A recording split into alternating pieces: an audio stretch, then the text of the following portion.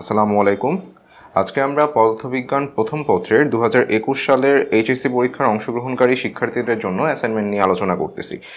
So আমরা প্রথমে যদি প্রশ্নটার দিকে তাকাই, আমাদের বলা আছে যে একটা ত্রিমাত্রিক প্রসঙ্গ কাঠামো চিন্তা করো এবং প্রসঙ্গ কাঠামোটির মূল বিন্দুর সাপেক্ষে দুইটা বিন্দুর অবস্থান ভেক্টর যথাক্রমে পি এবং কিউ দ্বারা নির্দেশিত।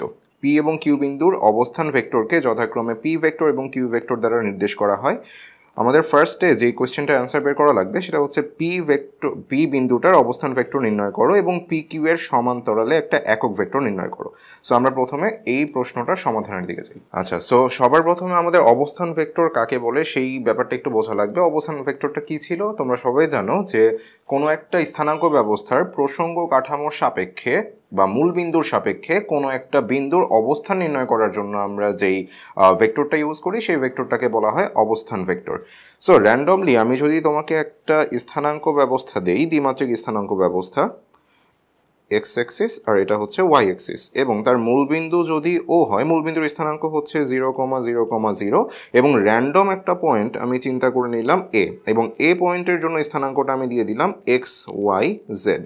সো মূল বিন্দুর সাপেক্ষে এ বিন্দুর যে অবস্থান ভেক্টর সেই অবস্থান ভেক্টর নির্ণয় করার জন্য আমরা প্রসিডিওরটা সবাই জানি। অবস্থান ভেক্টরটাকে আমরা রিপ্রেজেন্ট করলাম সে আর দ্বারা, এবং সেই আর ভেক্টরটা নির্ণয় করার জন্য আমরা কি করব, x minus 0i plus y minus 0j plus z minus 0k। So এইভাবে আমরা খুব সহজেই কোনো একটা বিন্দুর অবস্থান ভেক্টর নির্ণয় করে ফেলতে পারি। এখন কথা হচ্ছে আমাদের প্রশ্নে পি বিন্দুটার স্থানাঙ্ক দেওয়া ছিল 3, -4 এবং 5। তাহলে মূল বিন্দুর সাপেক্ষে যদি আমি পি বিন্দুটার অবস্থান ভেক্টর নির্ণয় করতে চাই, পি বিন্দুর অবস্থান ভেক্টরকে আমরা রিপ্রেজেন্ট করে দিলাম সে ও পি দিয়ে। সো ওপি সমান সমান হবে আমাদের এক্স এর ভ্যালু হচ্ছে 3, so 3 - 0i plus -4 - 0j plus 5 - 0k। সুতরাং এই অংশটাই হচ্ছে আমাদের পি বিন্দুটার জন্য অবস্থান ভেক্টর। আমরা আমাদের দ্বিতীয় প্রশ্ন মানে প্রথম প্রশ্নের দ্বিতীয় অংশে যদি যাই, আমাদের বলছে কি যে পি কিউ এর সমান্তরালে একটা একক ভেক্টর নির্ণয় করো। সো পি কিউ এর সমান্তরালে একক ভেক্টরটা নির্ণয় করার জন্য আমাদের আগে কিউ এর অবস্থান ভেক্টরটাও নির্ণয় করা লাগবে। সো আমরা সিমিলার প্রসিডিওর মেনটেন করে কিউ এর অবস্থান ভেক্টরটাও নির্ণয় করতে পারি। আমাদের কিউ বিন্দুটার জন্য স্থানাঙ্ক দেওয়া ছিল 2, -1 and 1।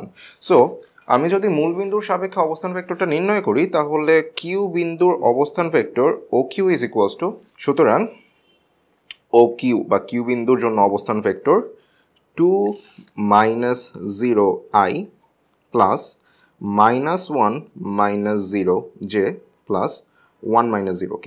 সিম্পলিফাই করলে আমরা পাই, সুতরাং 2i - j প্লাস k এই অংশটাই হচ্ছে আমাদের কিউ বিন্দুর জন্য অবস্থান ভেক্টর। এবং আরেকটা কথা খুব ভালো মতো মনে রাখবা, অবস্থান ভেক্টর কিন্তু সবসময় আমরা নির্ণয় করি কার সাপেক্ষে, কোনো একটা প্রসঙ্গ কাঠামো বা স্থানাঙ্ক ব্যবস্থার মূল বিন্দুর সাপেক্ষে। এখন আমাদের আরও নির্ণয় করা লাগবে প্রথম কোশ্চেনে যে পি কিউ এর সমান্তরালে একটা একক ভেক্টর নির্ণয় করো। সো একক ভেক্টর কী জিনিস এটা আমরা সবাই জানি যে কোনো একটা ভেক্টরের দিক নির্দেশ করার জন্য আমরা যেই ভেক্টরটা ইউজ করি সেই ভেক্টরের নাম হচ্ছে একক ভেক্টর, এবং কোনো একটা ভেক্টরকে যদি তার মান দ্বারা ভাগ করা হয় তাহলে আমরা সেই ভেক্টরের দিক নির্দেশকারী একক ভেক্টরটা পেয়ে যাই। তাহলে সবার ফার্স্টে আমাদের পি কিউ ভেক্টরটা নির্ণয় করা লাগবে। এখন পি কিউ ভেক্টরটা নির্ণয় করার প্রসিডিওর আমি তোমাদের জন্য জাস্ট একটু সংক্ষেপে দেখাই দিই। ধরে নাও আমি তোমাকে একটা স্থানাঙ্ক ব্যবস্থা দিচ্ছি, এটা হচ্ছে এক্স অ্যাক্সিস, এটা হচ্ছে ওয়াই অ্যাক্সিস, আর এটা হচ্ছে মূল বিন্দু। এটা হচ্ছে আমাদের সেই পি বিন্দু, এবং পি বিন্দুর জন্য যে অবস্থান ভেক্টরটা আমরা পেয়েছি সেটাকে আমরা রিপ্রেজেন্ট করলাম ওপি দিয়ে, এবং আমাদের আর একটা বিন্দু ছিল কিউ বিন্দু। সো কিউ বিন্দুকে আমি ধরে নিই এটা হচ্ছে আমাদের সেই কিউ বিন্দু, এবং কিউ বিন্দুর জন্য আমরা যে অবস্থান ভেক্টর পেয়েছিলাম সেটা হচ্ছে এটা। তাহলে আমাদের যদি পি কিউ ভেক্টরটা নির্ণয় করা লাগে তাহলে আমরা পি থেকে কিউ এর দিকে একটা দাগ টেনে দিই, এটাই হচ্ছে আমাদের সেই পি কিউ ভেক্টরটা, তাই না? এখন পি কিউ ভেক্টরটার আরেকটা সুন্দর নাম আছে, এটাকে চাইলে তুমি সরণ ভেক্টর বলতে পারো। এবং সরণ ভেক্টর আমরা বের করি কিভাবে, যে শেষ অবস্থান ভেক্টর মাইনাস আদি অবস্থান ভেক্টর। সো আমরা যদি এখানে পি কিউ ভেক্টরটা বের করতে চাই তাহলে পি কিউ ভেক্টর সমান সমান কি বলেছিলাম, শেষ অবস্থান ভেক্টর অর্থাৎ কিউ বিন্দুর ওর জন্য অবস্থান ভেক্টর যেটা আমরা পেয়েছি ও কিউ থেকে আমরা বাদ দিয়ে দিব কাকে, ওপি, তাহলে আমরা এখানে পি কিউ ভেক্টরটা পেয়ে যাব। সো এখন আমরা পি কিউ ভেক্টরটা নির্ণয় করে ফেলি। সো ও কিউ এর জন্য আমরা অবস্থান ভেক্টর পেয়েছিলাম 2i - j প্লাস কে, অ্যান্ড ওপি এর জন্য আমি অবস্থান ভেক্টর পেয়েছিলাম 3i minus 4j plus 5k। PQ এর জন্য আমরা যেই ভেক্টরটা পাচ্ছি সেটা হচ্ছে, সো এটাই হচ্ছে আমাদের জন্য পিকিউ ভেক্টর, এবং আমাদের এখন এই পিকিউ এর সমান্তরালে একক ভেক্টর নির্ণয় করা লাগবে। সো কথা মতো আমরা যদি পিকিউ ভেক্টরটাকে তার মান দ্বারা ডিভাইড করে দিতে পারি তাহলেই আমরা পিকিউ এর সমান্তরালে একক ভেক্টরটা পেয়ে যাব। এখন কোনো একটা ভেক্টর যদি দেওয়া থাকে সেই ভেক্টরের মান নির্ণয় করার প্রসিডিওর আমরা সবাই জানি, তাই না? সো আমরা এখানে সিমিলার প্রসিডিওর মেনটেন করে পিকিউ ভেক্টরটার মান নির্ণয় করতেছি। সো পিকিউ এর সমান্তরালের জন্য একক ভেক্টরটা আমরা পাচ্ছি PQ vector divided by PQ ভেক্টরের মান। আমরা জানি যে কোনো একটা ভেক্টরের মানকে মডুলাসের ভেতরে প্রকাশ করা হয়। সো আলটিমেটলি আমাদের অ্যান্সারটা হচ্ছে -i plus 3j minus 4k divided by আমরা পিকিউ ভেক্টরের মান পেয়েছি √26। সো এটাই হচ্ছে আমাদের জন্য অ্যান্সার। সো এবার আমরা আমাদের প্রদত্ত প্রশ্নের 2 নম্বর বা খ নম্বর অংশে আসি। সেখানে আমাদের বলে দেওয়া আছে যে পি এবং কিউ ভেক্টর দ্বয় একটা ত্রিভুজের দুইটা সন্নিহিত বাহু নির্দেশ করলে সেই ত্রিভুজটার ক্ষেত্রফল নির্ণয় করো। সো আসো আমরা সেই প্রশ্নের সমাধানের দিকে যাই। সো ক নাম্বার প্রশ্ন থেকে আমরা পি ভেক্টর এবং কিউ ভেক্টর নির্ণয় করেছিলাম। সো আমরা ভেক্টরগুলো আরেকবার একটু লিখে ফেলি। পি ভেক্টর সমান সমান আমরা পেয়েছি 3i minus 4j plus 5k, এবং কিউ ভেক্টরের জন্য আমরা পেয়েছিলাম 2i মাইনাস j প্লাস কে।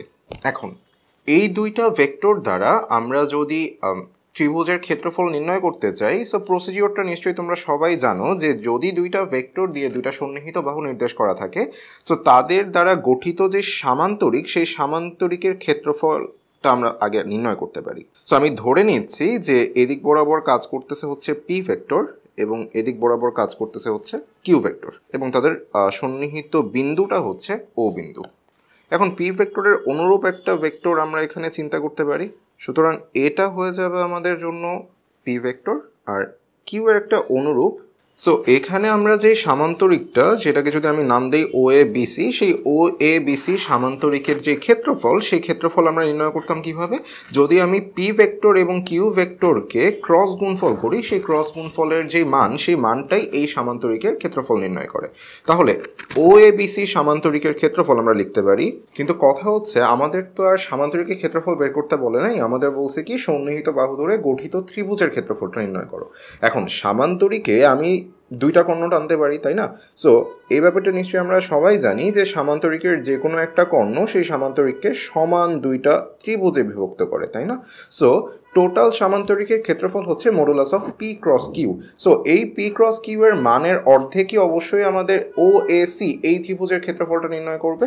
সো আমরা লিখতে পারি ত্রিভুজ ও এ সি এর ক্ষেত্রফল ইজ ইকুয়ালস টু ও এ বি সি সামান্তরিকের ক্ষেত্রফল ডিভাইডেড বাই 2, বা এক কথায় বলে দেওয়া যায় modulus of p cross q divide by 2। এখন ফার্স্টলি আমাদের এই পি ক্রস কিউ এটার মান নির্ণয় করা লাগবে। সো ক্রস গুণফলের প্রসিডিওর আমরা জানি। সো দুইটা ভেক্টর যদি ক্রস গুণফল করা লাগে, সো সেই ক্রস গুণফলটাকে চাইলে তুমি দুইভাবে করতে পারো। একটা হচ্ছে আমরা ধরে নাও দেওয়া আছে যে এ ক্রস বি, তাহলে এটার মান আমরা চাইলে এ বি সাইন থিটা দিয়েও নির্ণয় করতে পারি, অথবা তোমাকে আমি র্যান্ডমলি দুইটা ভেক্টর দিয়ে দিতেছি, তার ক্রস গুণফলটাকে তুমি চাইলে ম্যাট্রিক্সের সাহায্যে বা নির্ণায়কের সাহায্যেও নির্ণয় করতে পারো। সো আমার কাছে মনে হয় যে দুইটা ক্রস গুণফলের মান নির্ণয় করার জন্য এই ডিটারমিনেন্ট দিয়ে নির্ণয় করাটা সব থেকে বেশি সুইটেবল। সো আমরা সিমিলার প্রসিডিওরটা মেনটেন করি। সো আমাদের এখানে প্রথম ভেক্টর হচ্ছে পি। সো আমরা আই জে কে বরাবর এই একক ভেক্টরগুলোর যে সহগ, সেই সহগগুলো স্থাপন করতে থাকি। সো সেকেন্ড রোতে আমরা বসাচ্ছি 3 মাইনাস 4 প্লাস 5, অ্যান্ড থার্ড রোতে আমরা বসাচ্ছি 2 মাইনাস 1 1। সো আমরা যদি আই নিয়ে কাজ করি তাহলে আমাদের আই ওয়াইজ যেই রো অ্যান্ড কলাম থাকতেছে সেটা বাদ হয়ে যাচ্ছে। ম্যাট্রিক্সের ব্যাপারগুলো আমরা সবাই জানি। সো আমি জাস্ট র্যান্ডম ক্যালকুলেশন করে ফেলি। তো এটাই হচ্ছে আমাদের দুইটা ভেক্টর অর্থাৎ পি আর কিউ এর ক্রস গুণফলকারী যে ভেক্টরটা সেটা। এখন আমাদের এই ভেক্টরটার মান নির্ণয় করা লাগবে। সো মান নির্ণয় করার জন্য আমরা ডিরেক্টলি এই টার্মটাকে সিম্পলিফাই করে ফেলি। সুতরাং আমরা পি এবং কিউ এর যে ক্রস গুণফল, সেই ক্রস গুণফলের ভ্যালুটা পেলাম √75। সুতরাং আমাদের পি আর কিউকে সন্নিহিত বাহু ধরে যে ত্রিভুজটা নির্ণয় করা লাগবে, সেই ত্রিভুজের ক্ষেত্রফলটা হচ্ছে 4.33 বর্গ একক। সুতরাং এটাই হচ্ছে আমাদের দ্বিতীয় প্রশ্নটার সমাধান। সো এবার আমরা আমাদের গ নাম্বার প্রশ্নে যদি আসি, সেখানে বলা আছে যে ধরে নাও তোমার প্রসঙ্গ কাঠামোতে অপর একটা ভেক্টর আর ভেক্টর দেওয়া আছে, পি এবং কিউ এবং আর চিত্র একের ন্যায় একটা ঘন সামান্তরিকের তিনটা বাহু নির্দেশ করে। এখানে যে তিনটা বাহু দেওয়া আছে সেই তিনটা বাহুতে যথাক্রমে আমি পি কিউ আর তিনটা ভেক্টর স্থাপন করতে পারি। সো যদি এই তিনটা বাহু দিয়ে তিনটা ভেক্টর নির্দেশ করে তাহলে আমাদের এই ঘন সামান্তরিকটার আয়তন নির্ণয় করা লাগবে এবং আমাদের উত্তরের সপক্ষে ব্যাখ্যা স্থাপন করা লাগবে।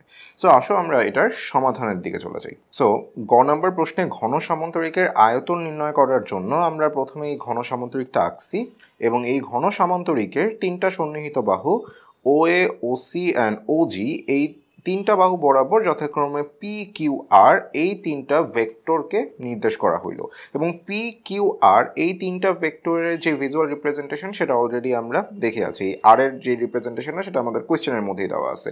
সো কোনো একটা সামান্তরিকের আয়তন নির্ণয় করার যে ইকুয়েশনটা সেটা জাস্ট আমরা একটু দেখি। ঘন সামান্তরিকের আয়তনের ইকুয়েশনটা হচ্ছে যে তুমি সেই সামান্তরিকের ঘন সামান্তরিকের যে কোনো একটা তল নাও, সেই তলের ক্ষেত্রফল এবং সেই সামান্তরিকের উচ্চতা, এই দুইটাকে যদি আমি গুণ করে দিই তাহলে আমি সেই ঘন সামান্তরিকের আয়তনটা পেয়ে যাব। এখন আমাদের কোয়েশ্চেনেই এই যে ঘন সামান্তরিকটা, সেই ঘন সামান্তরিকের উচ্চতাটাকে রিপ্রেজেন্ট করা হচ্ছে এইচ দ্বারা। সো এইচ এর ভ্যালুটা আমরা নির্ণয় করব, তার আগে আমরা সামান্তরিকের যে কোনো তলের ক্ষেত্রফল নির্ণয় করতেছি। সামান্তরিকের আয়তন নির্ণয় করার জন্য আমাদের যে কোনো তলের ক্ষেত্রফল নির্ণয় করা লাগবে। সো যে কোনো তল এখানে তোমরা নিজেদের ইচ্ছা মতো একটা সিলেক্ট করে নিতে পারো। সো আমরা এখানে এই ও এ বিসি যেই তলটা আছে সেই ও এ বিসি তলটাকে সিলেক্ট করলাম, ঠিক আছে। এখন যেহেতু এটা একটা ঘন সামান্তরিক তাহলে আমি বলতে পারি ও এ বিসি তলটাও একটা সামান্তরিক নির্দেশ করতেছে এবং কোনো একটা সামান্তরিকের ক্ষেত্রফল নির্ণয়ের ইকুয়েশন তো আমরা একটু আগেই দেখে আসছি, তাই না? সুতরাং ও এ বিসি তলের ক্ষেত্রফল আমরা ইজিলি বের করতে পারি কিভাবে? কিউ এবং আর এর যে ক্রস গুণফল, সেই ক্রস গুণফলের ভ্যালুটাই ও এ বিসি তলের ক্ষেত্রফল নির্ণয় করবে। সো আমরা সুতরাং সেই জিনিসটা লিখে ফেলি। সুতরাং ও এ বিসি তলের ক্ষেত্রফল is equals to Q cross R এবং সেটার মডুলাস। সো আমরা কিউ ক্রস আরটা সেই নির্ণায়কের সাহায্যে খুব সহজেই নির্ণয় করতে পারি।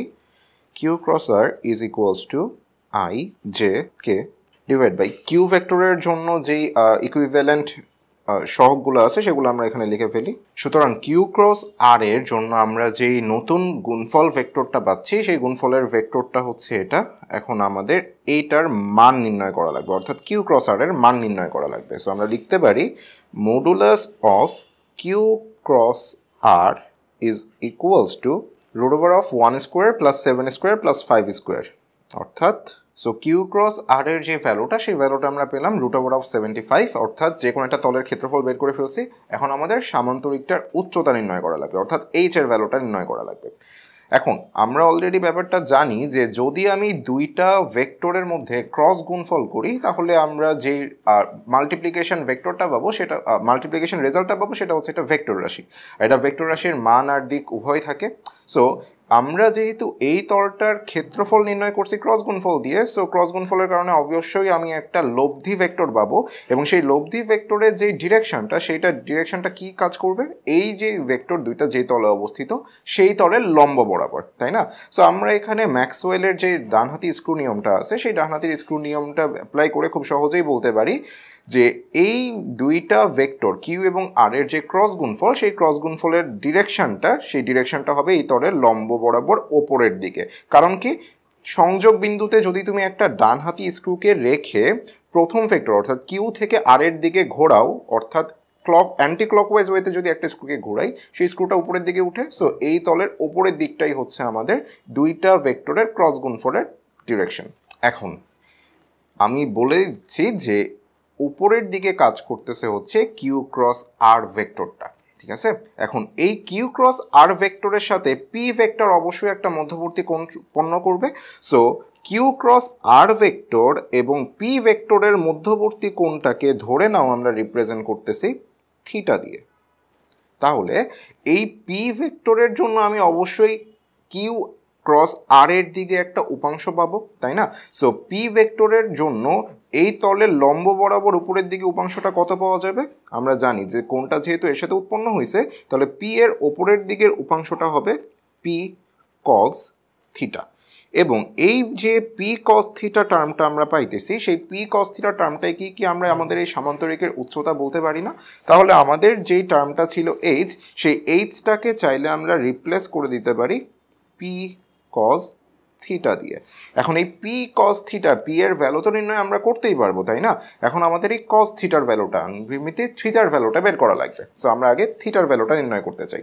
এবং আমরা জানি যে যদি আমাদের দুইটা ভেক্টরের মধ্যবর্তী কোণ নির্ণয় করা লাগে, আমরা ভেক্টর দুইটাকে যদি একে অপরের সাথে ডট গুণফল করে ফেলি, তাহলেই কিন্তু আমরা দুইটা ভেক্টরের মধ্যবর্তী কোণ নির্ণয় করে ফেলতে পারি। সো আমরা এখন মধ্যবর্তী কোণটা নির্ণয় করতে যাচ্ছি। সো মধ্যবর্তী কোণ নির্ণয়ের জন্য আমরা কার কার মাঝে ডট গুণফল করব? পি ভেক্টর এবং কিউ ক্রস আর ভেক্টরের মধ্যে, তাই না? সো আমরা কিউ ক্রস আর কে একটা ভেক্টর চিন্তা করলাম এবং পি কে একটা ভেক্টর চিন্তা করলাম, ঠিক আছে? তাহলে ইজ ইকুয়ালস টু কত? Is equals to, so cos theta is equals to, আমরা সিম্পলিফাই করে বলতে পারি Q cross r dot p divide by modulus of q cross r dot modulus of p. এখন পি ভেক্টরের মান অলরেডি আমরা আগের প্রশ্নে বের করে ফেলেছিলাম, সো আমরা এই ভ্যালুটা জাস্ট একটু লিখে ফেলি এখানে। সুতরাং আমরা পি ভেক্টরের মান পেলাম √50। এখন আমাদের কিউ ক্রস আর এবং পি ভেক্টরের যে ডট গুণফল সেটা বের করা লাগবে। সো এই অংশটাকে আমরা একটু আলাদাভাবে উপরে নির্ণয় করে রাখতেছি যাতে তোমাদের বুঝতে সুবিধা হয়। সো আমরা টার্মটাকে একটু লিখি। এখন এই কিউ ক্রস আর এর জন্য আমরা রিপ্রেজেন্টেটিভ ভেক্টরটা পেয়েছিলাম এটা, সো আমরা এই অংশের বদলে এটা বসাই দিতে পারি। এবং পি এর জন্য আমরা ভেক্টর পেয়েছি এটা, সো মানটা আমরা এখানে বসাই দিই। এবং তাদের মাঝে যদি আমি সিম্পলিফাই করি, আমি এন্ড অফ দ্য ডে রেজাল্টটা পাচ্ছি 3 - 28 + 28। সো আলটিমেটলি আমাদের এই অংশটার রেজাল্ট চলে আসতেছে 0। ফাইন। সো আমি যদি তাদের মধ্যবর্তী কোণটা নির্ণয় করতে চাই, তাহলে খেয়াল করে দেখো আমি উপরের অংশের মানটা পাচ্ছি কত? 0। অ্যান্ড নিচে আমাদের যাই কিছুই থাকুক না কেন, আমাদের উপরে যেহেতু লবে 0 চলে আসছে, so end of the day আমাদের রেজাল্টটা কত আসবে? 0ই আসবে, বুঝতে পারতেছো? সো আমরা এখানে জাস্ট ভ্যালুগুলো যদি ইনপুট করি, modulus of q cross r এর ভ্যালু আমরা পেয়েছিলাম কত? ভ্যালু আমরা পেয়েছিলাম √75। অ্যান্ড মডুলাস অফ পি এর জন্য ভ্যালু পেয়েছি কত? √50। এখন এই অংশটাকে যদি তোমার খুব ইচ্ছা করে তুমি চাইলে ক্যালকুলেশন করতে পারো, বাট আমি একবারে বলে দিব এটা রেজাল্ট হয়ে যাবে 0। তাহলে বুঝতেই পারতেছো আমরা লিখতে পারি cos θ = 0। সো আমাদের সামান্তরিকের ঘন সামান্তরিকের আয়তন নির্ণয় করার জন্য যা যা রাশি দরকার সবগুলোই আমরা পেয়ে গিয়েছি। সুতরাং আমরা বড় করে লিখতে পারি যে ঘন সামান্তরিকের আয়তন ইজ ইকুয়ালস টু তলের ক্ষেত্রফল। তলের ক্ষেত্রফলটা আমরা কত পেয়েছিলাম? তলের ক্ষেত্রফল আমরা পেয়েছি √75 লিখে ফেলি।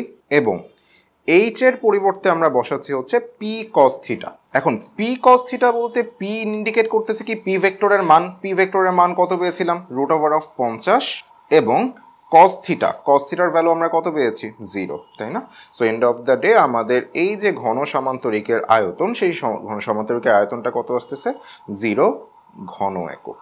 সো এটাই হচ্ছে আমাদের গ নাম্বার প্রশ্নের জন্য সমাধান। সো এবার আমরা যদি ঘ নাম্বার প্রশ্নের দিকে তাকাই, আমাদের বলা আছে কি যে এবার একটা নদীর প্রস্থ হিসাবে পি এর মানকে বিবেচনা করো। পি ভেক্টরটা যেটা আমার নির্ণয় করেছিলাম সেই ভেক্টরের মানটাকে কোনো একটা নদীর প্রস্থ হিসাবে চিন্তা করব। তোমাদের এখানে একটা নির্দেশনা দেওয়া আছে যে তোমাদের এখানে পরিমাপের ক্ষেত্রে দৈর্ঘ্যের এককটা হবে কিলোমিটার এবং বেগের এককটা km/h, এই এককে কাউন্ট করা লাগবে। সো এই ব্যাপারটা একটু মাথার মধ্যে রাখা লাগবে। সো আমাদের যে নদীটা, সেই নদীর প্রস্থ হচ্ছে কি পি ভেক্টরের মান, এবং ওই নদীতে যে স্রোত, সেই স্রোতের বেগকে দেওয়া আছে কিউ ভেক্টরের মান হিসাবে, এবং আর ভেক্টরের যে মানটা, সেই আর ভেক্টরের মানটা কোনো একটা নৌকার বেগ নির্দেশ করে। এবং তুমি ওই নৌকায় বসে আছো। এখন সবচেয়ে কম সময়ে নদী পার হতে তুমি কি ব্যবস্থা গ্রহণ করবে গাণিতিকভাবে দেখাও। আর একটা ইনফরমেশন হচ্ছে নৌকাটা এর চেয়ে জোরে চালানো সম্ভব না, অর্থাৎ আর ভেক্টরের যেই মানটা আছে সেই আর ভেক্টরের মানের থেকে বেশি মানের বেগে তুমি কখনোই নৌকাটাকে চালাতে পারবে না। সো আমরা আসো এটার সমাধানের দিকে যাই। সো সবচেয়ে কম সময়ে নদী পার, এই কোয়েশ্চেনের সলিউশনের জন্য আমরা আগে যে কোয়েশ্চেনের ডাটাগুলো দেওয়া আছে না, যে নদীর প্রস্থ, নৌকার বেগ, স্রোতের বেগ, সো আমরা সেগুলো আগে একটু নির্ণয় করে ফেলি। সো আমরা এর আগের প্রশ্নে পি ভেক্টরের মান পেয়েছিলাম √50, তাহলে আমরা বলতে পারি আমাদের নদীটার প্রস্থ হচ্ছে √50 কিলোমিটার। এবং আমরা হিসাবের সুবিধার জন্য নদীর প্রস্থটাকে রিপ্রেজেন্ট করতেছি ডি দিয়ে। আর এককের ব্যাপারটা মাথার মধ্যে রাখো, তোমাদের এখানে একক অবশ্যই কিলোমিটার ইউজ করা লাগবে। স্রোতের বেগ হচ্ছে কিউ ভেক্টরের মান, যেটাকে আমরা পাই √6, এবং তার একক হবে km/h। পার আওয়ার ইউনিটে। আর স্রোতের বেগ কি ইউজুয়ালি আমরা ইউ দ্বারা রিপ্রেজেন্ট করি, সো আমরা এই অংশটাকে ধরে নেই, এটা হচ্ছে আমাদের জন্য ইউ। এবং আমাদের নৌকার বেগটা হচ্ছে আর ভেক্টরের মান, যেটা আমরা পাচ্ছি √14 কিলোমিটার পার আওয়ার। এবং হিসাবে সুবিধার জন্য নৌকার বেগটাকে আমরা রিপ্রেজেন্ট করতেছি ভি দিয়ে। সো আমরা এখানে আমাদের নদীটাকে জাস্ট একটা ফিগারে দিয়ে রিপ্রেজেন্ট করতেছি যে আমাদের নদীটার প্রস্থ হচ্ছে ডি এবং স্রোতের বেগটা হচ্ছে ইউ। আমাদের বের করা লাগবে যে যদি আমি সব থেকে কম সময়ে নদীটা পার হতে চাই আমাকে আসলে কি ব্যবস্থা নেওয়া লাগবে। সো এই ব্যাপারটা তোমরা তোমাদের নিজেদের মতো করে লিখতে পারো, আমি জাস্ট একটা বেসিক আইডিয়া তোমাদেরকে প্রোভাইড করতেছি। সো ধরে নাও তুমি তোমার নৌকাটা নিয়ে ও বিন্দু থেকে জার্নিটা স্টার্ট করবা। যেহেতু তোমাদের কোনো দিকের কথা বলা নাই, সো আমি র্যান্ডম একটা ডিরেকশন বলতে পারি যে ধরে নিচ্ছি আমি স্রোতের সাথে আলফা পরিমাণ কোণ করে যাত্রা করতেছি এবং নৌকার যেই বেগ সেই নৌকার বেগকে আমরা রিপ্রেজেন্ট করেছিলাম কি দিয়ে, ভি দিয়ে। এখন নদী পার হওয়ার জন্য আমরা প্রস্থ বরাবর এই সিস্টেমে যতগুলা বেগ আছে সবগুলা বেগের উপাংশ নিতে যাচ্ছি। সো নদীর প্রস্থ আঁকার জন্য আমরা ও বিন্দু থেকে একটা লম্ব টানতে পারি। এখন নদী পারাপার হওয়ার জন্য যে প্রয়োজনীয় সময়, সেই সময় নির্ণয়ের যে ইকুয়েশনটা, সেই ইকুয়েশনটা আমরা জানি S=VT। এখন এই জায়গায় একটা কথা আসতে পারে যে নদীতে যখন নৌকা চলে সেখানে তো নৌকার উপরে নদী একটা বাধাদানকারী বল প্রদান করে, যেটাকে আমরা বলি হচ্ছে সান্দ্র বল, ঠিক আছে? তো সান্দ্র বলের জন্য তো নৌকার বেগটা কখনোই সমবেগ হওয়ার কথা না, বাট আমরা এখানে কেন সমবেগ হিসাব করি, কারণ নদীতে প্রত্যেকটা পজিশনে পানির গভীরতা কিন্তু সেম না। সো প্রত্যেকটা ইন্ডিভিজুয়াল পজিশনে পানির বাধাদানকারী বলের মানও কিন্তু ডিফারেন্ট হবে, তাই না? একেবারে যখন নৌকাটা পার বরাবর চলে আসবে তখন তার উপরে বাধাদানকারী বলের পরিমাণটা সব থেকে কম, এবং নৌকা যখন মাঝ নদীতে থাকবে তখন যেহেতু পানির পরিমাণ বেশি বাধাদানকারী বলের পরিমাণও হবে বেশি, ঠিক আছে? এখন প্রত্যেকটা ইন্ডিভিজুয়াল পজিশনে পানির বাধাদানকারী বল নির্ণয় করা তো আর সম্ভব না, এটার জন্য আমরা বাধাদানকারী বলটাকে উপেক্ষণীয় চিন্তা করি এবং উপেক্ষণীয় চিন্তা করে নৌকার বেগটাকে আমরা সমবেগ বলতে পারি। এবং সমবেগে অতিক্রান্ত দূরত্বের ইকুয়েশন আমরা জানি S=VT। সো আমরা বলতে পারি T=S/V। এখন কথা হচ্ছে আমাদের টি তো বের করা লাগবে না, আমাদের সব থেকে কম সময়ে নদী পার হওয়ার প্রয়োজনীয় ব্যবস্থা নেওয়া লাগবে। তার মানে আমাদের টি এর মিনিমাম ভ্যালুটা বের করা লাগবে। এখন টি হচ্ছে একটা রাশি যেটা আমরা পাই কিভাবে, এস এবং ভি এর যে ভগ্নাংশ সেই ভগ্নাংশের রেজাল্টটা থেকে, তাই না? এখন এই ভগ্নাংশের রেজাল্টটা সব থেকে মিনিমাম কখন হবে? আমরা জানি যে কোনো একটা ফ্র্যাকশনের রেজাল্ট সব থেকে মিনিমাম তখনই হয় যখন তুমি তার লবটাকে মিনিমাম করে ফেলবা এবং তার হরটাকে ম্যাক্সিমাম করে ফেলবা। কেবলমাত্র তখনই তুমি সর্বনিম্ন রেজাল্টটা বের করতে পারো। এখন কথা হইতেছে যে অতিক্রান্ত দূরত্ব সব থেকে কম কত হইতে পারে? আমরা এস মিনিমামের কথা বলতেছি। খেয়াল করে দেখো, এস মিনিমাম মানে কি? এ পার থেকে ওই পারের সর্বনিম্ন দূরত্ব বা নদী পার হওয়ার জন্য সর্বনিম্ন দূরত্ব। এবং আমরা ব্যাপারটা নিশ্চয়ই জানি যে একটা ডেফিনেট পয়েন্ট থেকে আর একটা পয়েন্টের সর্বনিম্ন দূরত্ব বলতে তাদের মধ্যবর্তী লম্ব দূরত্বটাকে বোঝায়, তাই না? সো এ পার থেকে ও পারে পৌঁছানোর জন্য সব থেকে কম দূরত্ব বলতে আমরা ডিরেক্টলি বলতে পারি সেটা হচ্ছে আমাদের জন্য নদীর প্রস্থ। সো এস মিনিমামটাকে আমরা চেঞ্জ করে দিতেছি ডি দিয়ে। তাহলে টি মিনিমামের যে ইকুয়েশনটা আমরা পাচ্ছি, টি মিনিমামের ইকুয়েশনটা হচ্ছে টি মিনিমাম এস মিনিমামের জায়গায় আমরা বসাচ্ছি dk divided by v max, অর্থাৎ বেগটাকে আমার সর্বোচ্চ করা লাগবে। এখন একটা কোয়েশ্চেন আসতে পারে যে এখানে আমরা কোন বেগটাকে সর্বোচ্চ করব। খুব ভালো মতো জিনিসটা মাথার মধ্যে রাখবা যে আমরা সরণটা যেদিকে নিছি সেই দিক বরাবর কতটুক বেগ কাজ করতেছে সেই বেগটা আগে আমার নির্ণয় করা লাগবে, সেই বেগটাকে আমরা সর্বোচ্চ করব। আমরা যেহেতু এখানে নদীর প্রস্থটাকে আমাদের সরণ হিসাবে নিছি বা সর্বনিম্ন সরণ হিসাবে নিছি, তাহলে নদীর প্রস্থ বরাবর আসলে কতটুক বেগ কাজ করতেছে সেই বেগটা নেওয়া লাগবে। এখন এই টোটাল সিস্টেমে বেগ কাজ করতেছে কয়টা? দুইটা, এবং দুইটার একটাও কি আমার নদীর প্রস্থ বরাবর কাজ করতেছে না কিন্তু। বাট আমরা তো চাইলে এই বেগগুলার অর্থাৎ নৌকার বেগ এবং স্রোতের বেগের যে উপাংশ, প্রস্থ বরাবর নৌকার এবং স্রোতের বেগের উপাংশ তো নির্ণয় করতে পারি অবশ্যই, তাই না? সো দেখো আমরা এখানে এই কাজটাই করছি যে নদীর প্রস্থ বরাবর বেগের উপাংশ প্রস্থ বরাবর স্রোতের বেগের উপাংশ এবং নদীর প্রস্থ বরাবর নৌকার বেগের উপাংশ। সো আমরা ভ্যালুগুলো একটু বের করে ফেলি। সো সবার প্রথমে যদি আমি প্রস্থ বরাবর স্রোতের বেগের উপাংশ বের করতে চাই তাহলে ডিরেকশনটা হচ্ছে আমাদের প্রস্থ এবং ভেক্টরটা হচ্ছে আমাদের স্রোত। সো স্রোত এবং ডিরেকশনের মধ্যবর্তী কোণ কত বলতো? এই কোণটা অবশ্যই 90 ডিগ্রি, তাই না? সো উপর দিকে আমি যে রেজাল্টটা পাবো সেই রেজাল্টটা কত আসবে? ইউ কজ 9 প্লাস ভি এর জন্য তো আমি দুইটা কম্পোনেন্ট পাবো, তাই না? এক্স অক্ষ বরাবর বা স্রোতের দিকে আমি ভি এর জন্য যেই উপাংশটা পাবো সেটা হচ্ছে ভি কজ আলফা, এবং প্রস্থ বরাবর আমি এই ভি এর যেই উপাংশটা পাবো সেই উপাংশটা কত? V sine alpha. আমি টার্মটা এখানে লিখে ফেলি, এটা হচ্ছে আমাদের সেই ভি সাইন আলফা উপাংশ plus v sine. So already আমরা জানি যে cos 90 এর ভ্যালু 0। সো আলটিমেটলি নদীর প্রস্থ বরাবর কাজ করতেছে এরকম বেগ হইতেছে ভি সাইন আলফা। এখন আমরা যদি টি মিনিমাম বের করতে চাই, আমরা আগেই এক্সপ্লেন করেছিলাম T minimum is equals to S minimum divide by V prime maximum. আমরা প্রস্থ বরাবর বেগটাকে রিপ্রেজেন্ট করেছিলাম ভি প্রাইম দিয়ে। এখন এস মিনিমামের বদলে বসাইছি হচ্ছে ডি। এখন এই যে ভি প্রাইম, সেই ভি প্রাইম তো আমরা ডিরেক্টলি বসাইতে পারবো না, আমরা এখানে ভি প্রাইমটাকে কি করব বলতো? ম্যাক্সিমাইজ করব। এখন কথা হইতেছে যে ভি প্রাইম এই টার্মটা কাকে কাকে নিয়ে গঠিত? ভি এবং সাইন আলফাকে নিয়ে, যেখানে ভি হচ্ছে নৌকার বেগ এবং সাইন আলফা হচ্ছে যে তুমি স্রোতের সাথে কত কোণ করে যাত্রা শুরু করবা। এখন আমাদের কোয়েশ্চেনে একটা ডেটা কিন্তু দেওয়া ছিল যে নৌকা কখনোই এর থেকে বেশি বেগে চালানো সম্ভব নয়, অর্থাৎ আর ভেক্টরের মানের থেকে বেশি বেগে চালানো সম্ভব নয়। তার মানে আমি বলতে পারি না যে এই যে নৌকার বেগ, সেই নৌকার বেগটা অ্যাকচুয়ালি কনস্ট্যান্ট। তাহলে এই যে ভি প্রাইম, সেই ভি প্রাইমের ভ্যালু ম্যাক্সিমাম হোক বা মিনিমাম হোক সেটা কার উপরে ডিপেন্ডেন্ট? আনডাউটেডলি বলা যায় যে কেবলমাত্র সাইন আলফার উপরেই এই ভি প্রাইমের ভ্যালুর ম্যাক্সিমাম আর মিনিমাম রেজাল্টটা ডিপেন্ডেন্ট। যদি সাইন আলফার ভ্যালু ম্যাক্সিমাম হয় তাহলে ভি প্রাইমের ভ্যালু ম্যাক্সিমাম হবে, আর সাইন আলফার ভ্যালু যদি মিনিমাম হয় তাহলে ভি প্রাইমের ভ্যালুটা মিনিমাম হয়ে যাবে। সো যেহেতু আমাদের ভি প্রাইম ম্যাক্স বের করা লাগবে, যেহেতু ভি কনস্ট্যান্ট, তাহলে ভি প্রাইমটাকে ম্যাক্সিমাম করার জন্য সাইন আলফাটাকে হওয়া লাগবে ম্যাক্সিমাম। ঠিক আছে, এই ব্যাপারগুলো তোমরা তোমাদের নিজেদের মতো করে একটু গুছিয়ে লিখবা। এখন সাইন আলফার ম্যাক্সিমাম ভ্যালু কত? আমরা জানি সাইন হইতেছে একটা পিরিয়ডিক ফাংশন যার রেঞ্জ হচ্ছে -1 থেকে +1। সো সাইন আলফার সর্বোচ্চ ভ্যালু হয় +1, এবং সেই ক্ষেত্রে আলফার ভ্যালু হওয়া লাগে sign inverse 1 which is 90 degree. অর্থাৎ যদি আলফার ভ্যালু 90 ডিগ্রি হয় কেবলমাত্র তখনই ভি প্রাইমটা হবে ম্যাক্সিমাম, এবং ভি প্রাইম যদি ম্যাক্সিমাম হয় কেবলমাত্র তখনই তুমি যেই সময়টা পাবা সেই সময়টা হচ্ছে সর্বনিম্ন সময়। তার মানে একটা কথা আমি অবশ্যই বলতে পারি যে যদি আমি নৌকাটা নিয়ে এই নদীটা সব থেকে কম সময়ে পার হতে চাই তাহলে আমাকে স্রোতের সাথে কত কোণে যাত্রা করা লাগবে? স্রোতের সাথে 90 ডিগ্রি কোণ করে যাত্রা করা লাগবে। অ্যান্ড এটাই হচ্ছে তোমাদের জন্য অ্যান্সার।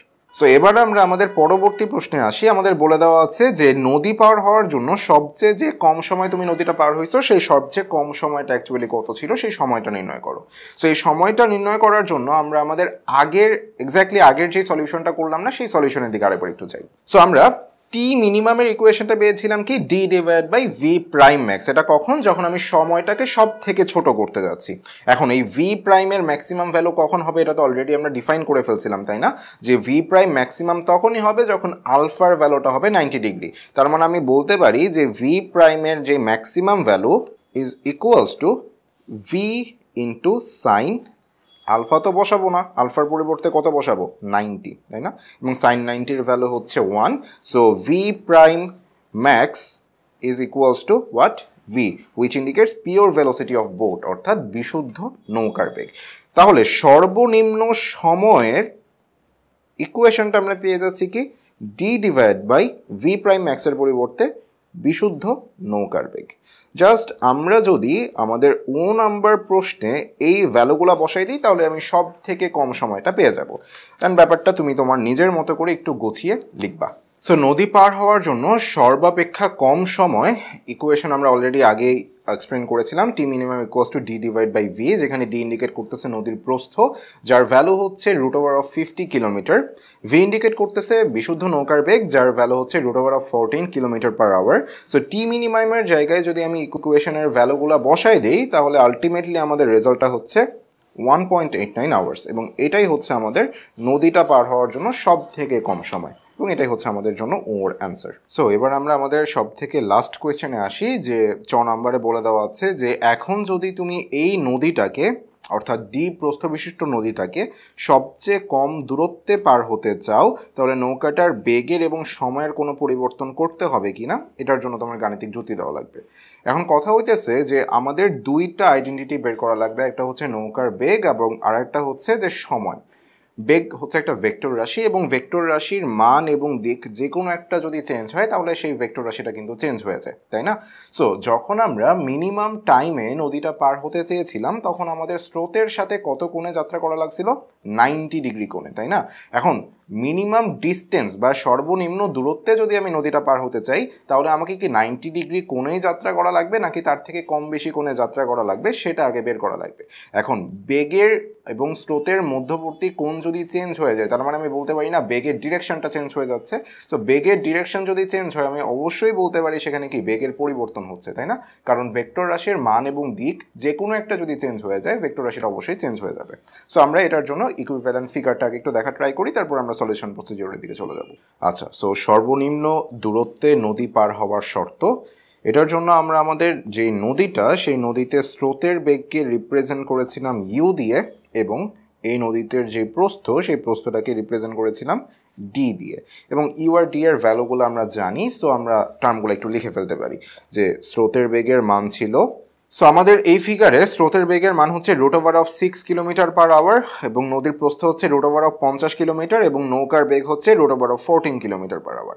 এখন যেহেতু আমাকে নদীটা সর্বনিম্ন দূরত্বে পার হওয়া লাগবে, আমরা এই ব্যাপারটা আগেই এক্সপ্লেন করেছিলাম যে মিনিমাম ডিস্টেন্সে নদী পার হওয়া যে কথা, নদীর প্রস্থ বরাবর যাত্রা করা আসলে একই কথা। অর্থাৎ আমি যদি ও পয়েন্ট থেকে, স্টার্টিং পয়েন্ট থেকে একেবারে সোজাসুজি অপর পারে চলে যেতে পারি তাহলে আমি বলতে পারি যে আমি আমার নদীটাকে সব থেকে কম দূরত্বে পার হইছি। এখন কথা হইতেছে যে যদি আমি নৌকাটা নিয়ে এক্স্যাক্টলি 90 ডিগ্রি কোণে যাত্রা করি, আসলে কি আমি কখনোই এই পয়েন্টে পৌঁছাতে পারবো? আমরা আমাদের ডেস্টিনেশন পয়েন্ট থেকে ডিস্ট্রাক্টেড হয়ে যাব না? কারণ কি, কন্টিনিউয়াসলি স্রোত আমার এই নৌকার উপর একটা ধাক্কা দিচ্ছে। ধাক্কা দেওয়ার কারণে কি নৌকাটার ডিরেকশন আস্তে আস্তে চেঞ্জ হয়ে যাবে। এখন তুমি যদি এই পথে যে পৌঁছাও, মানে তুমি এই সোজাসুজি যাওয়ার চিন্তা করে যদি এই পথে যেয়ে পৌঁছাও, তাহলে তুমি কি অবশ্যই বলতে পারবা যে তুমি মিনিমাম ডিস্টেন্সে নদীটা পার হইছো? তুমি বলতে কিন্তু কখনোই পারবা না। তাহলে কথা হইতেছে যে যদি আমি লম্ব বরাবর নদীটা পার হইতে চাই তাহলে আগেই আমাদের কিছু পরিমাণ বাঁকাভাবে যাত্রা করা লাগবে, যাতে স্রোত আমাদের নৌকাটাকে ধাক্কা দিয়ে আমাদের ডেস্টিনেশন পয়েন্টে পৌঁছায় দেয়, তাই না? সো আমরা অ্যাজিউম করে নিতেছি যে সর্বনিম্ন দূরত্ব নদী পার হওয়ার জন্য বা এ বিন্দুতে পৌঁছানোর জন্য আমরা স্রোতের সাথে একটু বাঁকাভাবে যাত্রা করতেছি। এটা হচ্ছে আমাদের জন্য সেই নৌকার বেগ। এখানে আসলে তখন আর নৌকার বেগ থাকবে না, এটা হয়ে যাবে লব্ধি বেগ, এটার কথায় পড়ে আসতেছি। এবং আমরা বলতেছি যে আমরা স্রোতের সাথে আলফা পরিমাণ কোণ করে যদি যাত্রা করি তাহলে আমরা সর্বনিম্ন দূরত্বে নদীটা পার হইতে পারবো।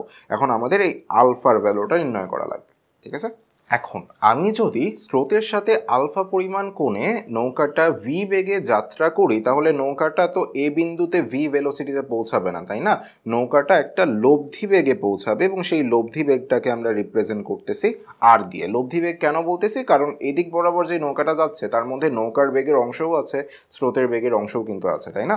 সো আমরা এই যে লব্ধি বেগটা পাচ্ছি সেই লব্ধি বেগটা স্রোতের সাথে কত কোণ উৎপন্ন করছে বলতো? স্রোতের সাথে উৎপন্ন করছে হচ্ছে 90 ডিগ্রি কোণ। তাহলে আমরা সামান্তরিকের সূত্র দিয়ে খুব সহজেই বের করে ফেলতে পারি tan 90 is equals to what? tan 90 is equals to কার সাথে 90 ডিগ্রি কোণ উৎপন্ন হয়েছে? স্রোতের সাথে কোণ উৎপন্ন হয়েছে না?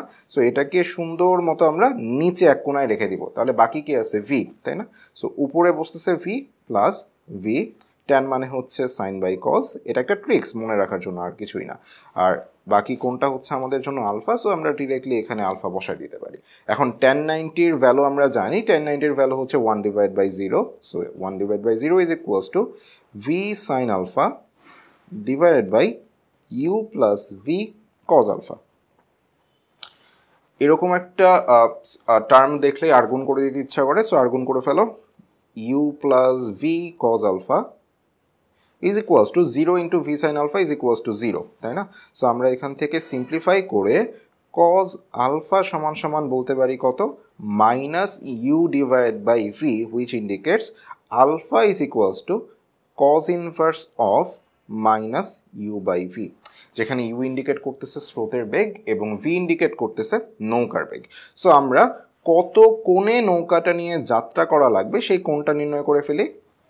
You is equals to cos inverse of minus u এর ভ্যালু হচ্ছে √/6 অ্যান্ড ভি এর ভ্যালু হচ্ছে √/14। সো আলটিমেটলি আমাদের অ্যান্সারটা এসে দাঁড়াবে 130.89 ডিগ্রি। অর্থাৎ তুমি যদি স্রোতের সাথে এই অ্যাঙ্গেলে যাত্রা করো তাহলে অবশ্যই বলতে পারো যে তুমি নৌকাটাকে নিয়ে মিনিমাম ডিস্টেন্সে নদীটা পার হইছো। এখন আমাদের ফার্স্টে কি বলা ছিল, কোয়েশ্চেনের দিকে যদি আমি একটু তাকাই, আমাদের বের করা লাগবে যে নৌকাটার বেগের কোনো পরিবর্তন হবে কি না। অর্থাৎ আগের কোয়েশ্চেনের সাথে এই কোয়েশ্চেনে দুইটা ক্ষেত্রে নৌকার বেগের কোনো পরিবর্তন হবে কিনা। খেয়াল করে দেখো আমাদের আগের কোয়েশ্চেনটা কি ছিল, আগের কোয়েশ্চেনে ছিল মিনিমাম টাইমে নদী পার হওয়া, এবং যদি তুমি নৌকাটাকে নিয়ে মিনিমাম টাইমে নদী পার হইতে চাও তোমাকে স্রোতের সাথে কত পরিমাণ কোণ করে যাত্রা করা লাগছে, 90 ডিগ্রি কোণ করে যাত্রা করা লাগছে অবশ্যই, তাই না? আর পরের যে কোয়েশ্চেনটা অর্থাৎ মিনিমাম ডিস্টেন্সে যদি তুমি নদী পার হইতে চাও তোমাকে স্রোতের সাথে 130.89 ডিগ্রি কোণে যাত্রা করা লাগছে। তো দুই ক্ষেত্রে আমাদের বেগের দিকটা কি আসলে সেম না? একটা ক্ষেত্রে বেগের দিক হচ্ছে 90 ডিগ্রি মিনিমাম টাইমে পার হওয়ার জন্য, আর এক ক্ষেত্রে বেগের দিকটা হচ্ছে স্রোতের সাথে 130 ডিগ্রি। তার মানে কি বেগের দিকটা চেঞ্জ হয়ে যাচ্ছে, তাই না? এবং আমরা এই কথাটা কিন্তু আগেই বলেছিলাম যে বেগ একটা ভেক্টর রাশি, এবং একটা ভেক্টর রাশির ক্ষেত্রে মান অথবা দিক যদি যে কোনো একটা অথবা উভয় চেঞ্জ হয় তাহলে কিন্তু ভেক্টর রাশিটা চেঞ্জ হয়ে যাবে, তাই না? সো এক্ষেত্রে যেহেতু আমাদের বেগের দিকটা চেঞ্জ হয়ে যাচ্ছে, সো অবভিয়াসলি আমি বলতে পারি যে আমাদের এখানে কিন্তু বেগের পরিবর্তন হচ্ছে। সো আমরা অলরেডি পেলাম যে আমাদের মিনিমাম ডিস্টেন্সে পার হওয়ার জন্য বেগের পরিবর্তন অবশ্যই করা লাগবে। সেকেন্ড আমাদের বলেছিল কি যে সময়ের কি কোনো পরিবর্তন হবে কিনা। এখন আমরা একটু আগের কোয়েশ্চেনে মিনিমাম টাইম বের করছিলাম, তাই না? যে নদীটা পার হওয়ার জন্য সব থেকে কম সময়টা কত ছিল, 1.89 আওয়ার্স সামথিং। এখন যদি আমি মিনিমাম ডিস্টেন্সে নদী পার হইতে চাই, সো সেক্ষেত্রে আমার সময়টা কি আসলে একই লাগতেছে নাকি চেঞ্জ হইতেছে সেটা নির্ণয় করা লাগবে। কারণ সময় বের করার জন্য ইকুয়েশন আমরা দেখেছিলাম একটু আগে, তাই না? যে T is equals to what, S divide by V. এবং এই ব্যাপারটা নিশ্চয়ই তোমরা সবাই জানো যে কেন আমরা এস বাই ভি মানে এস ইকুয়ালস টু ভিটি এই সমীকরণ নিয়ে কাজ করতেছি। এখন এসটাকে আমরা চিন্তা করছি কি মিনিমাম ডিস্টেন্স, তার মানে কি নদীর প্রস্থ, তাই না? সো নদীর প্রস্থটাকে আমরা রিপ্রেজেন্ট করেছিলাম ডি দিয়ে, এবং প্রস্থ বরাবর কোন বেগটা কাজ করতেছে বলো তো? প্রস্থ বরাবর যেই বেগটা কাজ করতেছে সেটাকেই কি আমরা এই নৌকা এবং স্রোতের লব্ধি বেগ বলতেছি। সো আমরা এই ভি এর পরিবর্তে বসাই দিব হচ্ছে আর। এখন কথা হচ্ছে ভাইয়া আর এর ভ্যালু তো বের করি নাই, সো আর এর ভ্যালুটা বের করে ফেলা যাক। আর ইজ ইকুয়ালস টু, আমরা সামান্তরিকের সূত্র দিয়ে খুব সহজেই বের করতে পারি, লব্ধি বেগ R is equals to V square plus U square plus 2 into U into V into cos alpha. এবং আমরা ডিরেক্টলি এগুলার ভ্যালু একটু ইনপুট করে দেই। ভি এর ভ্যালু হচ্ছে √14 স্কোয়ার, তার মানে হচ্ছে √14 প্লাস ইউ স্কোয়ার মানে হচ্ছে 6 plus 2 into √14 into √6 into cos alpha মানে হচ্ছে কজ, এবং আলফার ভ্যালু আমরা পেয়েছিলাম 130.89। লব্ধি বেগের মান আমরা পেলাম 2.8285, এবং এককটা কিসে আসবে, কিলোমিটার পার আওয়ারে। এটা আমাদের নির্দেশনার মধ্যে দেওয়া আছে। তাহলে সেকেন্ড ক্ষেত্রে অর্থাৎ মিনিমাম ডিস্টেন্সে যদি আমি নদীটা পার হইতে চাই সেক্ষেত্রে প্রয়োজনীয় সময় আমরা নির্ণয় করে ফেলি। টি ইজ ইকুয়ালস টু এস তো আর লিখবো না, লিখবো কি নদীর প্রস্থ, এবং নদীর প্রস্থ কত পেয়েছিলাম আমাদের আগেই কিন্তু লেখা ছিল নদীর প্রস্থ হচ্ছে √50 কিলোমিটার, তাই না? সো ভ্যালু এখানে ইনপুট করে দিই √50, এবং আর এর ভ্যালুটা আমরা পেলাম 2.8285। সিম্পলিফাই করে রেজাল্টটা আসে, সো আমাদের রেজাল্টটা আসে 2.5 আওয়ার্স বা 2.5 ঘন্টা। অর্থাৎ যদি আমি মিনিমাম ডিস্টেন্সে নদীটা পার হইতে চাই আমার সময় লাগতেছে 2.5 আওয়ার্স, আর যদি আমি মিনিমাম টাইমে নদীটা পার হইতে চাই সেক্ষেত্রে আমাদের সময়টা লাগতেছিল কত 1.89 আওয়ার্স। সো তোমরাই আমাদের বলো যে এখানে কি সময়ের পরিবর্তন হচ্ছে না? অবশ্যই সময়ের পরিবর্তন হচ্ছে। সো আমরা লিখতে পারি যে আমাদের সময়েরও পরিবর্তন করা লাগবে। সুতরাং যদি আমরা মিনিমাম ডিস্টেন্সে নদীটা পার হইতে চাই আমাদের অ্যাট দ্য সেম টাইম বেগেরও পরিবর্তন করা লাগবে, অ্যাট দ্য সেম টাইম সময়ের পরিবর্তন করা লাগবে। সো ব্যাপারটা তোমরা তোমার নিজেদের মতো করে নিজেদের সৃজনশীলতাটা ব্যবহার করে নিজেদের মতো করে উপস্থাপন করো। সো এটা ছিল আমাদের পদার্থবিজ্ঞান প্রথম পত্রের অ্যাসাইনমেন্টের সমাধান সম্পর্কিত আলোচনা। আশা করি তোমরা সবাই ব্যাপারটা বুঝতে পেরেছো। অ্যান্ড আমি পার্সোনালি রিকমেন্ড করব যে একেবারে হুবহু ক্লাস লেকচারগুলো খাতায় তুলে না দিয়ে তোমরা তোমাদের নিজেদের যে সৃজনশীলতা আছে সেটাকে অ্যাপ্লাই করতে পারো। অ্যান্ড আমরা খুব শীঘ্রই চেষ্টা করব পদার্থবিজ্ঞান দ্বিতীয় পত্রের সমাধানটা নিয়ে তোমাদের কাছে হাজির হতে। ততদিন পর্যন্ত সবাই ভালো থাকো। আসসালামু আলাইকুম।